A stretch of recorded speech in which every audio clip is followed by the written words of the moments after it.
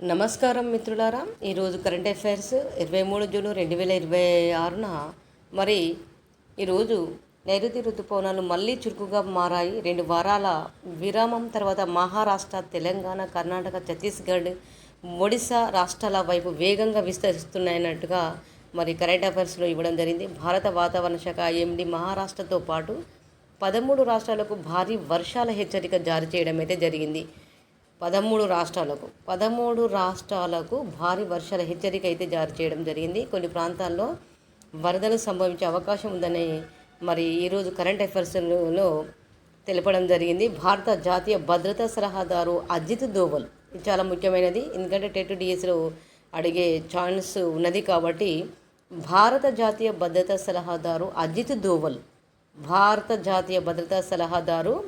Doval China విదేశాంగ మంత్రి వాంగ్ యీ న్యూఢిల్లీలో సమావేశం కావడం జరిగింది. వీరిద్దరు ఏం చేశారంటే భారత జాతీయ భద్రతా సలహాదారు అజిత్ దోవల్ మరియు చైనా విదేశాంగ మంత్రి వాంగ్ యీ న్యూఢిల్లీలో సమావేశం కావడం జరిగింది. ఇరు దేశాల మధ్య సంబంధాలు సాధారణ స్థితికి వస్తున్నాయని పేర్కొన్నారు. చమురు ధరలు మరింత తగ్గితే భారత ఆర్థిక వృద్ధి 7% కంటే ఎక్కువగా ఉండవచ్చని ఆర్బీఐ ద్రవ్య విధాన కమిటీ సభ్యుడు నాగేష్ కుమార్ తెలపడం జరిగింది. ఇక్కడ చూడండి, చాలా ముఖ్యమైనటువంటి ప్రశ్న. చమురు ధరలు మరింత తగ్గితే భారత ఆర్థిక వృద్ధి రేటు 7% కంటే ఎక్కువగా ఉండవచ్చని ఆర్బీఐ ద్రవ్య విధాన కమిటీ సభ్యుడు నాగేష్ కుమార్ అయితే తెలపడం జరిగింది. నాగేష్ కుమార్ అంటే ఆర్బీఐ ద్రవ్య విధాన కమిటీ సభ్యుడు ఎవరు అంటే నాగేష్ కుమార్ తెలపడం జరిగింది. మహారాష్ట్ర రాజకీయాల్లో కీలక పరిణామంగా ఉద్ధవ్ ఠాక్రే వర్గానికి చెందినటువంటి 6 ఎంపీలు ఏక్నాథ్ షిండే వర్గంలో చేరనున్నట్లు వార్తలు మరి కరెంట్ అఫైర్స్లో ఇవ్వడం జరిగింది. మహారాష్ట్ర రాజకీయాల్లో ఏ రాష్ట్రం అంటే మహారాష్ట్ర రాజకీయాల్లో కీలక పరిణామంగా ఉద్ధవ్ ఠాక్రే వర్గానికి చెందిన 6 ఎంపీలు ఏక్నాథ్ షిండే వర్గంలో చేరనున్నట్లు వార్తలో మరి ఇవ్వడం జరిగింది. ఇవి కరెంట్ అఫైర్స్లో కూడా రావడం జరుగుతుంది కాబట్టి తప్పకుండా టెట్ అండ్ డిఎస్సి 2026లో మరి టెట్ దాదాపు 2024, 25లో ఈ విధంగానే రోజువారీ కరెంట్ అఫైర్స్ ఇచ్చి నిన్నటి కరెంట్ అఫైర్స్ షిఫ్టుల మాదిరిగా జరిగేటువంటి టెట్ ఎగ్జామ్లో కూడా మరి లేటెస్ట్ కరెంట్ అఫైర్స్ కూడా ఇవ్వడం జరిగింది. కాబట్టి మిత్రుడు తప్పకుండా ఇవి గుర్తుంచుకోవాల్సిన అవసరం ఉంది. కాబట్టి మిత్రులారా తప్పకుండా ఈ వీడియోని అయితే లైక్ చేసి సబ్స్క్రైబ్ చేయండి. మీ యొక్క అభిప్రాయాన్ని కామెంట్లో తెలియజేయండి. మరి తాజా అప్డేట్స్ అయితే ఇవ్వడం జరుగుతుంది. కరెంట్ అఫైర్స్ కూడా మరి రోజువారీగా ఇవ్వడం జరుగుతుంది కాబట్టి తప్పకుండా లైక్ చేసి సబ్స్క్రైబ్ చేయండి. డిఎస్సి టెట్ ముఖ్య ప్రశ్నలు అంటే ఏ విధంగా ఇస్తాడు? భారత్ చైనా సంబంధాల సాధారణీకరణపై ఇటీవల సమావేశమైన భారత జాతీయ భద్రతా సలహాదారు ఎవరు? ఆన్సర్ వచ్చేసి అజిత్ దోవల్. భారత్ చైనా సంబంధాల సాధారణీకరణపై ఇటీవల సమావేశమైన భారత జాతీయ భద్రతా సలహాదారు ఎవరు? ఇటీవలనే ఎందుకు వాళ్ళు సమావేశం కావడం జరిగింది కాబట్టి భారతదేశం చైనా దేశము మరి సమావేశం కావడం జరిగింది కాబట్టి సలహాదారు ఎవరంటే అజిత్ దోవల్. ఇది చాలా గుర్తుపెట్టుకోవాలి, ఎందుకంటే టెట్ ఎగ్జామ్ జరుగుతున్న సమయంలో కూడా ఇవ్వడం జరుగుతుంది. ప్రశ్న, భారత జీడిపి వృద్ధి రేటు 7% కంటే ఎక్కువగా ఉండవచ్చని పేర్కొన్న సంస్థ ఏది? అంటే ఆర్బీఐ ద్రవ్య విధాన కమిటీ ఎంపీసీ. భారత జీడిపి వృద్ధి రేటు 7% కంటే ఎక్కువగా ఉండవచ్చని పేర్కొన్న సంస్థ ఏది? ఇలాంటి ప్రశ్నలు కూడా మరి కరెంట్ అఫైర్స్ తోటి మార్కులు పోవడం అనేది జరుగుతుంది కాబట్టి డిఎస్సిలో కూడా, కాబట్టి డిఎస్సి టెట్లో కూడా ఇలాంటి కరెంట్ అఫైర్స్ మరి మిత్రుడు తెలుసుకోక చదవక కూడా మార్కులు అయితే కోల్పోవడం జరుగుతుంది. కాబట్టి మిత్రులారా తప్పకుండా వీడియోని అయితే ఎండ్ వరకు చూడండి.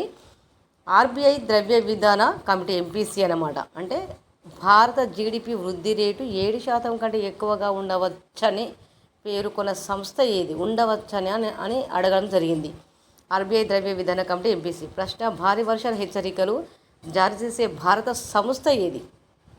అంటే జవాబు చూసినట్లయితే భారత వాతావరణ శాఖ ఐఎండీ.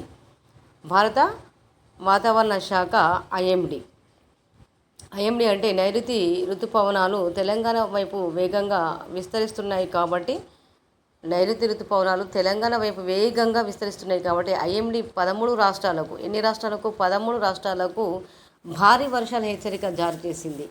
భారత చైనా ఉన్నత స్థాయి చర్చలు న్యూఢిల్లీలో జరిగాయి కాబట్టి చమురు ధరలు తగ్గితే జీడిపి వృద్ధి 7% దాటవచ్చని ఆర్బీఐ అంచనా. మహారాష్ట్రలో రాజకీయ పరిణామాలు వేగంగా మారుతున్నాయి. మరి ఐఎండీ గురించి తెలుసుకోవాలి కదా. ఐఎండీ అంటే ఇండియా మెట్రోలాజికల్ డిపార్ట్మెంట్. ఐఎండీ అంటే ఇండియా మెట్రోలాజికల్ డిపార్ట్మెంట్. ఐఎండీ అంటే ఇలాంటి ప్రశ్నలు కూడా మరి రావడం జరుగుతుంది. టెట్ డిఎస్సి చాలా ముఖ్యమైనవి అన్నట్టు. ఇలాంటి కరెంట్ అఫైర్సే ఇస్తారు కాబట్టి తప్పకుండా గుర్తుంచుకోవాల్సిన అవసరం ఉంది మిత్రులారా. తప్పకుండా వీడియోని అయితే చూడండి, లైక్ చేయడం మర్చిపోకండి. తప్పకుండా లైక్ చేసి సబ్స్క్రైబ్ చేయండి. మరి ఐఎండీ అంటే ఇండియా మెట్రోలాజికల్ డిపార్ట్మెంట్, భారత వాతావరణ శాఖ. దీని యొక్క స్థాపన 1875లో స్థాపించడం జరిగింది. ఐఎండీని ప్రధాన కార్యాలయం ఎక్కడ ఉందంటే న్యూఢిల్లీలో ఉంది. న్యూఢిల్లీ. మంత్రిత్వ శాఖ భూమి విజ్ఞాన మంత్రిత్వ శాఖ, minister of earth science. IMD ప్రధాన విధులు ఏమిటి అంటే వాతావరణ అంచనాలు ఇవ్వడం. అసలు దీని విధులు ఏంటిది? ఇక్కడ వాతావరణ అంచనాలు ఇవ్వడం, వర్షపాతం, తుఫానులు, ఉష్ణోగ్రతలపై హెచ్చరికలు జారీ చేయడం, ఋతుపవనాల పురోగతిని పర్యవేక్షించడం, భూకంపాల సమాచారాన్ని నమోదు చేయడము. మరి ఐఎండీ యొక్క విధులు కూడా అడగడం జరుగుతుంది. ఏది డిఎస్సి టెట్లో కూడా ఐఎండీ ప్రధాన విధులు ఏమిటి అనే 4 ఆప్షన్లు ఇచ్చి కానిది ఏది, అయ్యేది ఏమిటి అనేది కూడా ఇవ్వడం జరుగుతుంది. కాబట్టి విధులలో బాగా గుర్తుంచుకోవాల్సిన అవసరం ఏమిటంటే వాతావరణ అంచనాలు ఇవ్వడం, వర్షపాతం, తుఫాన్లు, ఉష్ణోగ్రతలపై హెచ్చరికలు జారీ చేయడం, ఋతుపవనాల పురోగతి పర్యవేక్షించడము ఐఎండీ యొక్క ప్రధాన విధులు. భూకంపాల సమాచారాన్ని కూడా నమోదు చేయడం అనేది జరుగుతుంది.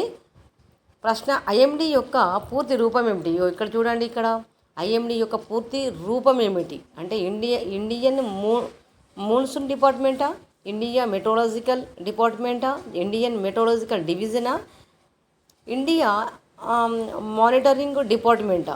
సరైన సమాధానం మనం ఇలా గుర్తించాలి. ఎందుకనంటే ఇక్కడ ఐఎండీ యొక్క పూర్తి రూపం అడిగాడు కాబట్టి సరైన సమాధానం ఏమవుతుంది? ఇండియా మెట్రోలాజికల్ డిపార్ట్మెంట్ బి అవుతుంది. భారత వాతావరణ శాఖ అనేది మరి పూర్తి యొక్క అంటే ఐఎండీ యొక్క పూర్తి రూపం అవుతుంది. మరి మిత్రులారా తప్పకుండా ఈ వీడియోని అయితే చూసి లైక్ చేయండి. తప్పకుండా లైక్ అనేది చాలా ముఖ్యం కాబట్టి లైక్ చేయండి, సబ్స్క్రైబ్ చేయండి, మీ యొక్క అభిప్రాయాన్ని కామెంట్లో తెలియచేయండి. మరిన్ని ఇలాంటి అప్డేట్స్ కొరకు ఈ ఛానల్ అయితే ఫాలో అవ్వండి.